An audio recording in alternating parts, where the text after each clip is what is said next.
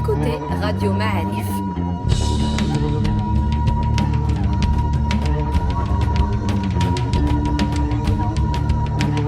Le podcast Histoire.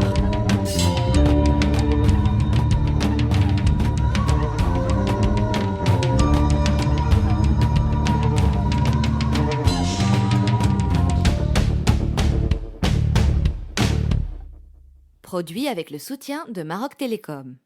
Ici Radio Ma'arif, bienvenue à tous, bienvenue aux amis du podcast et bienvenue aux amis du podcast Histoire, puisque c'est un nouveau podcast Histoire qu'on vous propose aujourd'hui avec un invité de marque. J'accueille aujourd'hui le sociologue, professeur à l'université Hassan II de Casablanca, Jamal Khalil. Bonjour Jamal. Bonjour Reda, bonjour Hamza. Tu as proposé de nous parler aujourd'hui de la violence. Alors, comment est-ce que tu veux attaquer, je crois que c'est le bon mot, attaquer ce sujet? Je crois que la notion de violence est partout. Maintenant, on va essayer de le voir un peu d'un point de vue, pas historique, mais beaucoup plus d'un point de vue anthropologique. Et après, on va essayer de le lier à notre environnement de vie. Parce qu'à chaque fois qu'on parle de violence, on entend toujours parler on va éradiquer la violence, on va faire ça, on va faire ci, mais généralement, quelques années après, il n'y a pas grand-chose qui change. Donc ça veut dire que la violence, elle est intrinsèque, et c'est quelque chose d'assez compliqué à comprendre. C'est même anthropologiquement, on est dedans. Donc je vais essayer d'expliquer un peu le concept d'un point de vue anthropologique, et ça veut dire on rentre un peu dans l'histoire, mais pas seulement dans l'histoire, même dans la préhistoire, même des premiers temps des premiers hommes. Et après, j'ai essayé d'en parler au niveau de l'espace qu'on vit. Et on prendra comme exemple la ville de Casablanca. Je t'écoute et nous t'écoutons. Tous les gens qui sont derrière ce podcast t'écoutent.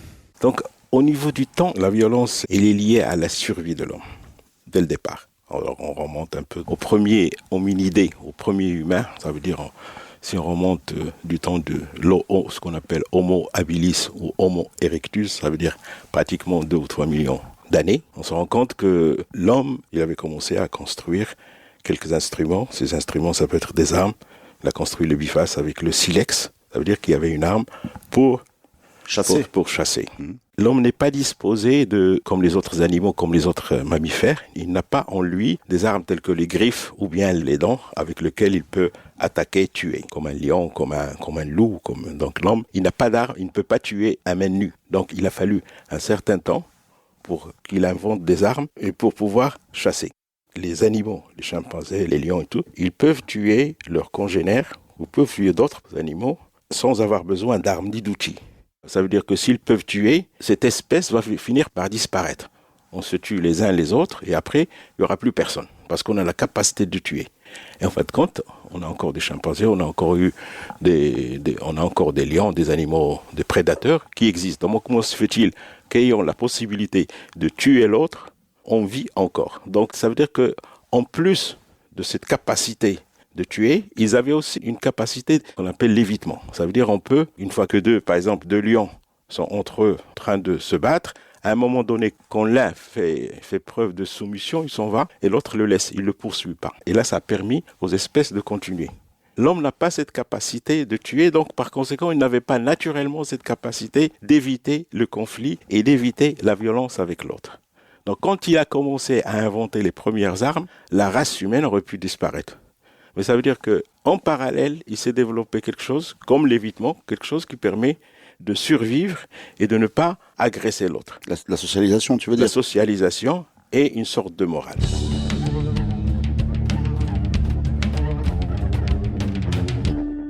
Donc, progressivement, avec le développement des possibilités d'exterminer la race humaine, qui ont existé de tout temps, depuis le début, il s'est développé une morale, et cette morale permet de vivre ensemble.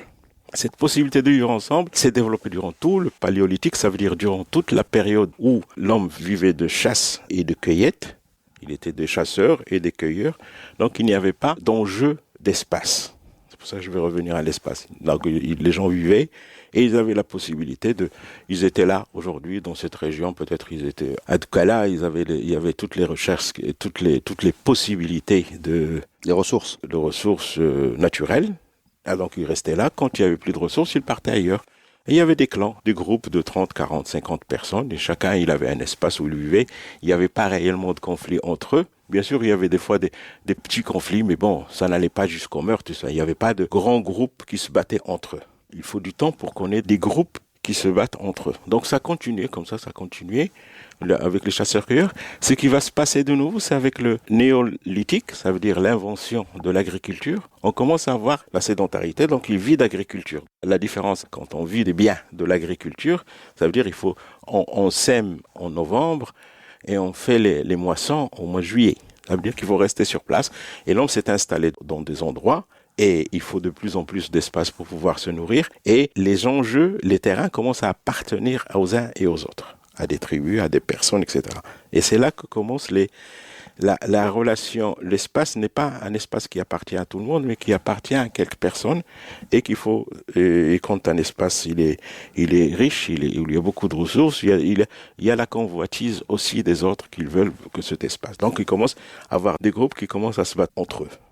J'ai lu quelque part que la conquête de l'espace nord-américain par les Européens, oui, qui s'est heurtée de plein fouet aux autochtones, donc les Amérindiens, oui, avait pour enjeu le fait que les Amérindiens étaient plutôt éleveurs et n'avaient pas cette logique de sédentarité ou de possession de la terre.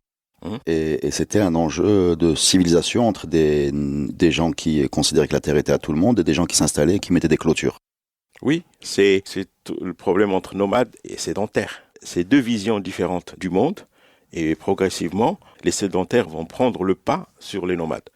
Mais dès le départ, les premiers nomades se sont sédentarisés, mais il restait d'autres nomades qui vivaient de chasse et qui considéraient que peut-être que même la vie de grains et de céréales et tout ça, ils considéraient peut-être que c'était ridicule de vivre de cette manière sur un seul espace. Et c'est vrai que pour les Amérindiens, en fin de compte, dans ce conflit, ça finit par le triomphe des sédentaires parce qu'ils sont mieux organisés et tout. Donc, dans cette période néolithique qui commence il y a 10 000 ans à peu près, il y a eu plusieurs âges. Et un des âges, les âges, on appelle l'âge de pierre, l'âge de bronze, l'âge de fer, etc. Et c'est durant l'âge de pierre, ils n'avaient pas des armes très puissantes. C'est avec l'âge de bronze qu'on commence à avoir les armes. Et c'est avec l'âge de bronze qu'on commence à trouver des traces archéologiques de tout un groupe qui a été massacré. Des traces de squelettes d'un groupe qui a été décimé avec des traces de coups, etc. Alors qu'avant l'âge de bronze, on trouvait de temps en temps une personne dans un site qui est morte ou bien à la limite tuée par une flèche et tout ça, mais il n'y avait pas des groupes. Ça veut dire qu'à un moment donné, on va avoir des conflits de groupe. Et c'est là qui va nous ramener à cette notion de violence, ces conflits de groupe, développement de l'agriculture, apparition des villes, c'est-à-dire apparition des grandes cités babyloniennes et un peu égyptiennes, un peu en Mésopotamie, en Turquie et tout cela, toutes ces grandes cités assyriennes qui commencent à se développer. Ça veut dire quoi ? Une ville, ça veut dire que d'autres choses vont se développer. Ça veut dire que l'apparition des villes va faire en sorte qu'on ne vit pas d'agriculture sur place, mais on vit du travail des agriculteurs qui sont à l'extérieur et qui nous ramènent. Ça veut dire qu'il y a des manufactures, il y a du tissage, il y a du textile, il y a des fabrications, il y a les premières technologies qui apparaissent. Donc la ville est constituée de gens qui ne produisent pas, mais qui vivent des produits des autres. Qui ne produisent pas au niveau alimentaire, mais qui produisent d'autres choses. Qui produisent des objets, des bijoux, je ne sais pas, beaucoup de choses, des meubles, etc. Mais ça veut dire que progressivement, on commence à voir la ville qui devient importante. Certaines tribus s'installent, et ça veut dire qu'une ville, elle fonctionne d'une manière assez particulière. Ça nous permet de comprendre un peu les violences ici qu'on retrouve dans une ville comme Casablanca. Dans une ville, un groupe s'installe parce qu'il y a des ressources. Généralement, quand vous regardez toutes les villes, il y a toujours une ville qui est installée à un côté, ou bien à un côté de la mer, ou bien à côté d'un cours d'eau. Il y a des villes qui ont la chance de se retrouver entre la mer et le fleuve. Donc, comme Azmour, comme Rabat, comme d'autres villes qui ont le fleuve. Donc, il faut toujours qu'il y ait une ressource en eau. Les gens s'installent. Ils s'installent. Par exemple, si on prend une ville comme Casablanca, les premiers qui ont habité à Casablanca se sont installés dans ce qu'on appelle maintenant la vieille Médina. Les gens s'installent dans cet espace et c'est les premiers, les anciens qu'on appellerait les anciens Casablanca. Il y avait un cours d'eau donc qui passait par là. Il y avait un cours d'eau, Oued Bouskola, qui a été asséché, je n'ai jamais compris pourquoi, par les Français dans les années 20-30. Parce que bon. C'est un cours d'eau qui suivait à peu près ce qui est aujourd'hui le boulevard Hassan II à peu près, on peut dire ça. Oui, il venait de loin, de Bouskola, après il arrivait à Stendhal. Et de Stendhal, il prenait le 9 avril, après Hassan II, il allait à la mer. Voilà, passant par les bazars. Oui, je me souviens il y avait encore des traces dans les années 50, 60, des traces d'humidité. Mais le cours d'eau, il a disparu dans les années 30. Donc, ils s'installent dans la vieille ville. Maintenant, il y a des lois d'utilisation de l'espace. Une fois qu'ils sont installés à ville, il y a un autre groupe qui vient s'installer C'est comme si on avait une sorte de couronne, un premier groupe qui s'installe, un autre groupe qui s'installe autour. Qui arrive Qui s'installe autour. Qui s'installe. depuis la périphérie. À chaque fois, il y a une périphérie. Donc on a Casablanca, la vieille ville, la nouvelle ville, la nouvelle ville qui serait Dar Sultan et tout ça. Après, on va avoir d'autres régions comme Sidi Atman, après le Barnoussi, après Mdiouna, après, etc. Ce qui se passe, c'est que les gens viennent là où il y a des ressources. Et les autres, ils arrivent, ils poussent les premiers. Et les troisièmes, ils poussent les deuxièmes, etc. Donc, on se retrouve, je vais donner un exemple assez simple, on retrouve par exemple un quartier comme Marif. Avant, le quartier de Marif était composé de petites villas. Excellent exemple. Oui. Judicieuse illustration. Oui, comme ça on est dedans. Oui, voilà. Comme on est au Marif. Donc, il était, je me souviens, dans les années 60, il y a des petites villas où il vivaient quelques Espagnols, quelques Italiens, quelques Français, tout ça, quelques Marocains aussi. Donc, c'était des petites villas, vraiment villas méditerranéennes, très petites, avec devant... Très petits jardins. Très Il y en a petits encore, jardins, oui, il y en a quelques-unes. Donc, ce quartier s'est développé dans les années 80. Il a pris de la valeur. Ce que les gens qui vivent là-bas, qui vivent dans ce quartier, ils ont été poussés par d'autres. Ils n'ont pas été exclus directement, mais ils ont été exclus par les forces en jeu. Les forces économiques. Ils sont sortis, ils ont vendu leur terrain et d'autres ont construit des immeubles et le quartier a pris de la valeur. Et chaque fois qu'il y a un espace qui est intéressant, il y a pas seulement des promoteurs, mais il y a une catégorie sociale qui remplace l'autre. Donc il y a déjà dans la ville, il y a un jeu de conflit, un jeu de pouvoir aussi. Les meilleurs espaces sont convoités par d'autres. Donc, au lieu de raisonner en termes de ressources agricoles, on raisonne aussi de ressources intéressantes. Il y a de ressources économiques importantes. Donc, dans cette situation, la ville, elle organise les espaces. Elle va dire, par exemple, on va faire un schéma directeur. Cet espace, on va mettre R+5. Dans cet espace, on va R+2. Là, on va mettre une zone villa. Là, on va construire une école, etc. En organisant l'espace, elle fait quelque part de la ségrégation aussi, parce qu'elle exclut l'organisation, elle exclut parce que l'organisation, elle est faite selon des schémas, mais toutes les parties composantes de la ville n'interviennent pas dans cette organisation. On va installer des gens ici, d'autres là. Donc, il y a des gens dans cet espace, ils se trouvent exclus. Alors, si on regarde tout ce schéma global, on va se dire, tiens, cette ville comme Casablanca, il y a des espaces où on a droit d'être, et d'autres espaces, on n'a pas le droit d'être. Alors, il y a des personnes, ils vont venir peut-être de la campagne, il vient au Marif, qu'est-ce qu'il va faire? Il n'a pas les codes, ni rien du tout. Mais il va venir à Rahma ou Lissasfa, il aura les codes. Quand il vient de la campagne, ça correspond Bien sûr. Peu plus à son mode de vie. Les gens s'auto-excluent. Donc la ville n'est pas un endroit qui rassemble tout le monde. Si on prend un individu X, dès sa naissance, on se dit, tiens, cette personne, on va la suivre par une sorte de GPS. On va dire, tiens, cette personne, on va la suivre. Pendant 10 ans ou 20 ans, on va se rendre compte qu'elle va de la maison à l'école, de l'école à la maison. Un peu, le circuit qu'on a, chacun de nous a dans la ville, il est très réduit. Ça veut dire qu'on a intériorisé l'exclusion. Cette intériorisation d'exclusion génère de la violence. Ça veut dire que moi, j'en veux à des personnes. Je ne sais pas l'expliquer, je ne sais pas comment dire. J'ai l'impression que je ne peux pas aller là. Et dans l'autre sens, c'est possible. Il y a quelqu'un qui a grandi dans un milieu aisé, protégé, va avoir de la difficulté à aller dans certains quartiers populaires de Casablanca. Donc, la ville, même si elle rassemble des catégories sociales très diverses, et en même temps, les gens s'excluent. De cette exclusion naît des animosités. Donc, l'espace est un espace qui génère de la violence. Parce qu'une des raisons principales de la violence d'un individu, c'est de prendre l'espace. On se bat pour des espaces. On se bat pour 3 choses, en fait. Quand on se bat pour des raisons spatiales, on se bat avec l'autre pour des raisons sexuelles aussi pour survivre. Et c'est tout. Donc, raison spatiale, raison sexuelle.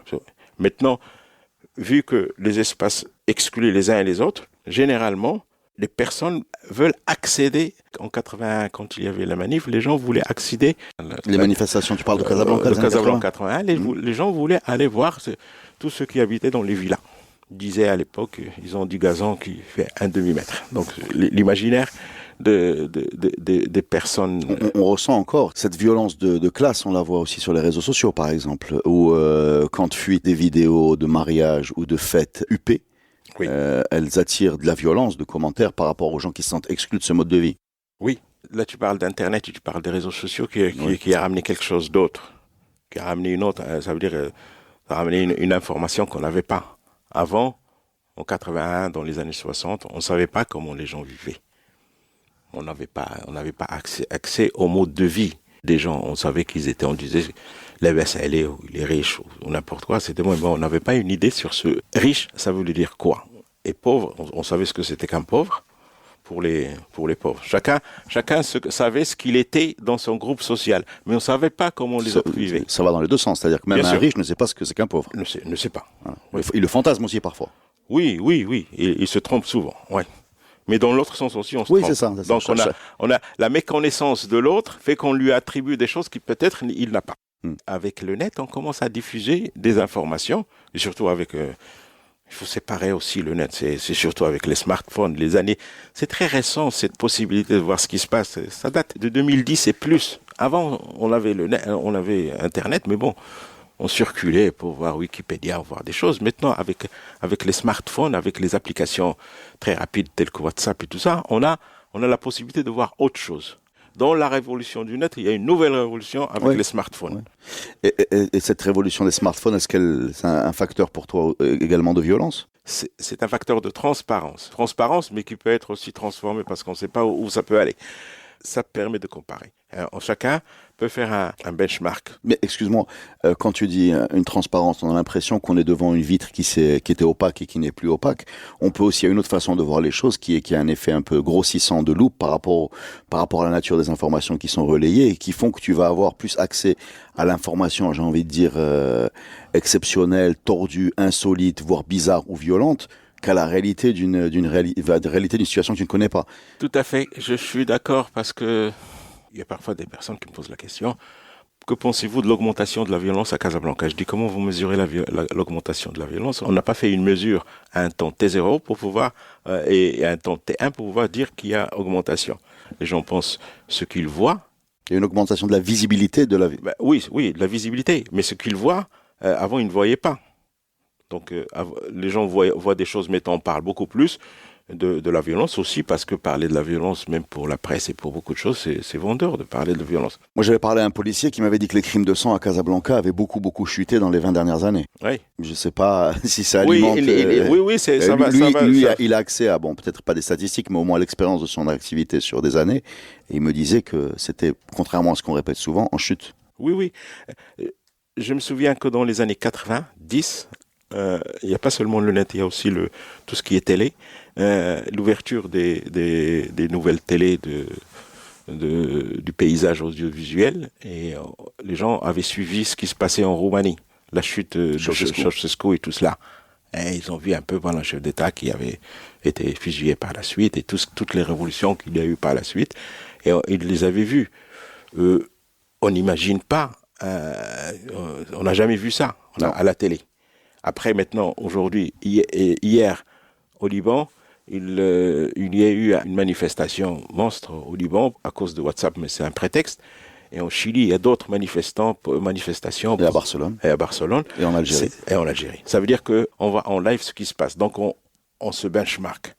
Maintenant, on n'a même pas besoin d'allumer la télé et s'installer pour voir. On le voit directement dans le WhatsApp. Ça veut dire que l'information, on n'est plus dans un temps euclidien, on est dans un temps topologique. Ça veut dire que tout ce qui se passe, on l'a tout de suite.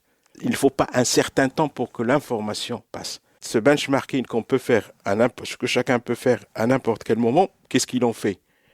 Est-ce qu'il va dire « je veux être comme l'autre » ? Ou bien « alhamdoulilah, je ne suis pas comme l'autre ». « Oh, alhamdoulilah, je ne suis pas comme l'autre ». Ou bien il se dit « mais je ne savais pas qu'il y avait des gens qui vivaient dans ces conditions, que ces conditions soient positives ou négatives ». Maintenant, est-ce que ça amène de l'action ? Ça, je ne suis pas sûr. Mais ça peut ramener de la réflexion. De la réflexion et surtout de la frustration.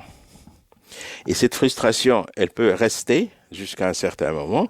Il suffit d'une étincelle pour qu'elle bouge, pour que la frustration se transforme en action.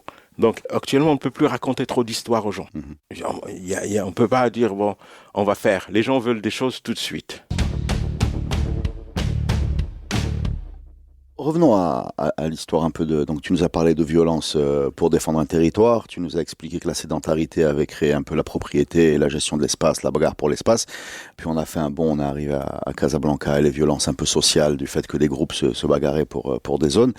Moi j'ai une question, qu'est-ce qu'il y a de typiquement, enfin, ou pas d'ailleurs, marocain, en quoi la nôtre est caractéristique? Qu'est-ce qu'elle a de spécial, la violence marocaine dans notre histoire, ou alors on n'a rien de spécial et on est complètement interchangeable dans n'importe quelle autre région géographique? Si on rajoute l'élément, la relation homme-femme, il y a quelque chose de particulier. Donc là, tu veux rajouter une violence un peu domestique, quoi. Il y a cette exclusion de certaines personnes de certains espaces. Mais cette exclusion est accentuée pour les femmes. Elle est doublement exclue. Oui, doublement exclue. Une femme ne sort pas la nuit. Une femme qui sort la nuit, à partir d'un certain... Enfin, elle peut sortir, bien sûr, mais il faut qu'elle se protège, il faut qu'elle soit en voiture, etc. Mais une femme seule qui se promène dans la ville à minuit, il y a une exclusion. C'est ce qu'on retrouve un peu, cette transposition des villages, elle existe aussi dans les villes. Alors que dans certaines villes, bon, bien sûr, les femmes sortent la nuit, seules. Non, en Europe, pas dans les pays arabes. Maintenant, de cette exclusion des femmes de l'espace, elle se fait essentiellement par la découverte, mais la construction d'un nouveau mode de vie. Une femme, quand elle sort dans la rue, elle doit se protéger différemment. Par exemple, une femme qui marche sur le trottoir, elle va calculer tout. Elle va calculer si le sac, elle le met à gauche ou à droite en fonction du trottoir. Ouais, elle va calculer la vitesse, l'endroit par lequel elle passe, l'inclinaison du regard. Elle sort de chez elle, elle va se dire, tiens, je suis à Dar Sultan, je vais aller au Marif ou bien n'importe. Elle va se dire qu'elle a déjà une feuille de route, elle a déjà un schéma du chemin qu'elle va parcourir. Un homme, quand il sort, il sort. Bon, il fait maintenant un chemin pour ne pas perdre de temps avec tous les embouteillages. Mais bon, mais quand il sort, il n'a pas besoin de calculer toutes les zones sécuritaires, bien sauf la nuit, lui aussi il a des problèmes. Mais pour une femme, elle sort, elle sait qui va l'accompagner, comment elle va faire, comment elle va traverser. Elle a une traversée d'une rue un peu violente. Donc ça veut dire qu'il y a chacun de nous un schéma des lieux. Il sait quels lieux sont violents et s'ils ne sont pas. Chacun de nous a éliminé de son territoire certaines zones. Tu as dit un peu rapidement, les pays arabes, c'est un peu le cas partout, sans se comparer avec l'Europe par exemple, mais est-ce que tu penses que l'espace public est plus accueillant pour les femmes, par exemple, dans des pays comme, je vous ai dit, le Sénégal, le Mali et le Niger, ou pas? Voilà. Je connais pas les autres pays, mais le Sénégal, je peux dire que c'est plus accueillant pour les Sénégalais. D'accord. Sénégalaise, d'accord. D'où question subsidiaire, pourquoi? On pourrait mettre une hypothèse. D'abord, le Sénégal, c'est un pays qui est aussi musulman et il y a une minorité chrétienne importante. C'est différent. Donc, le statut de la femme, il y a une composition entre les deux. Parce que dans les pays musulmans, le statut de la femme, il est excluant. L'espace extérieur aux femmes, il est plus fermé qu'ouvert. Et quand il est ouvert, c'est juste plus dérogatif qu'autre chose. Ça veut dire qu'on préférait qu'elle reste chez elle, dans les pays arabo-musulmans. Maintenant, au Sénégal, dans les pays africains, subsahariens je veux dire, je pense que cette mixité, il y a une tolérance religieuse qui donne cette possibilité d'ouverture. Si on prend l'Europe, bien sûr, il y a la religion chrétienne, catholique, protestante et tout, mais ils ont deux sources de référence. Il y a la source judéo-chrétienne, mais il y a la source gréco-romaine. La constitution de l'Europe se fait avec deux sources de référence. Donc, source religieuse et source non religieuse. La constitution du monde arabo-musulman se fait autour d'une seule référence, la référence à l'islam. Donc cette double référence fait qu'il y a le statut des uns et des autres sont déterminés en tenant compte de cette double référence, en même temps judéo-chrétienne. On parle aussi de la philosophie de Platon, d'Aristote, etc. Nous, on a une seule source de référence, c'est-à-dire l'islam, les temps anciens, l'âge d'or, etc.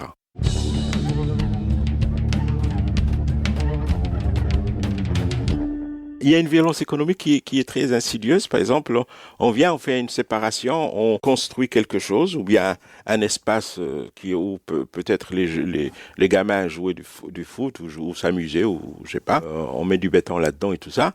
Et les gens jouent, après ils cassent peut-être les fenêtres, tout ça, mais bon, c'est une expression. Donc il y a déjà une violence de par l'appropriation de l'espace par les promoteurs. Dans une ville comme Casablanca, il y a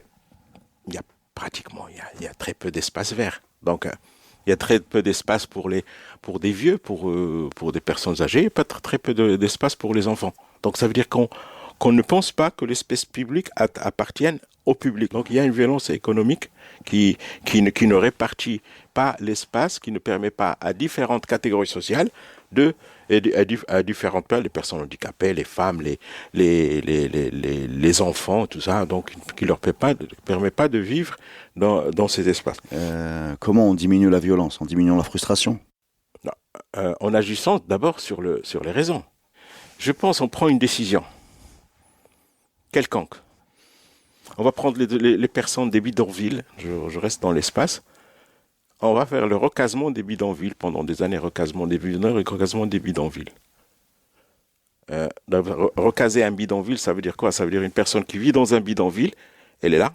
C'est quoi un bidonville? Un bidonville, c'est des baraques, c'est un espace ouvert, c'est des petits enclos où les gens ont peut-être des chèvres, des moutons, des poulets. Mais c'est les gens qui vivent en plein air.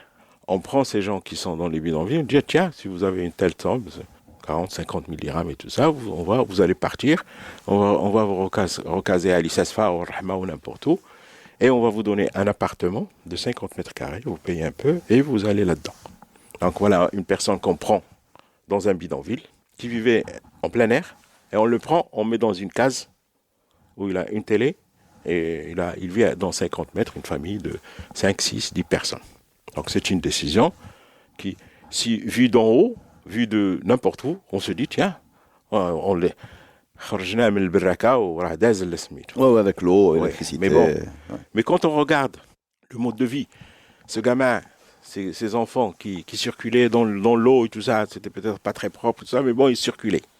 Là, il est coincé, il regarde la télé, et le père, il sort pour travailler, et ses enfants, ils vont à l'école, ils rentrent à la maison, ils sont enfermés. Donc, recasement des vidiles, ça veut dire aussi emprisonnement des enfants.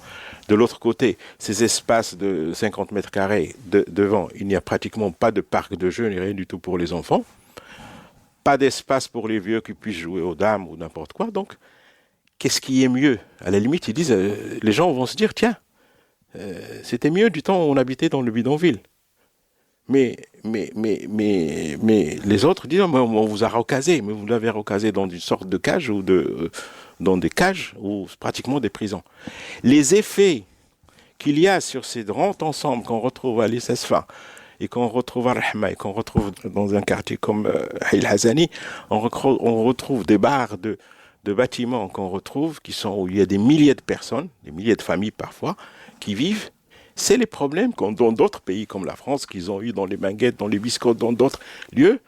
Et ça a créé des problèmes de violence extraordinaires. Il y a certaines villes de France, par exemple, on a construit après la guerre, on a construit des grands ensembles, on faisait habiter, par exemple, 1000 ou 2000 familles. C'est des grands ensembles. Et on les a construits. Et qu'est-ce qui s'est passé? Il y a eu tellement de conflits, tellement de violence qui s'est générée dans ces espaces qu'au bout d'un certain temps, la seule solution qu'on a trouvée, c'est de détruire ces grands ensembles. Ça, on l'a fait dans les années 50, 60 en France. Et il y a beaucoup de grands ensembles en France qu'on a détruits fin des années 90 ou début des années 2000. Nous, en 2000 ou en 2010, on refait les mêmes erreurs. Ça veut dire que on ne compare pas. Merci beaucoup, Jamel, pour ces précisions. Et à la semaine prochaine pour un nouveau podcast Histoire, les amis. Merci.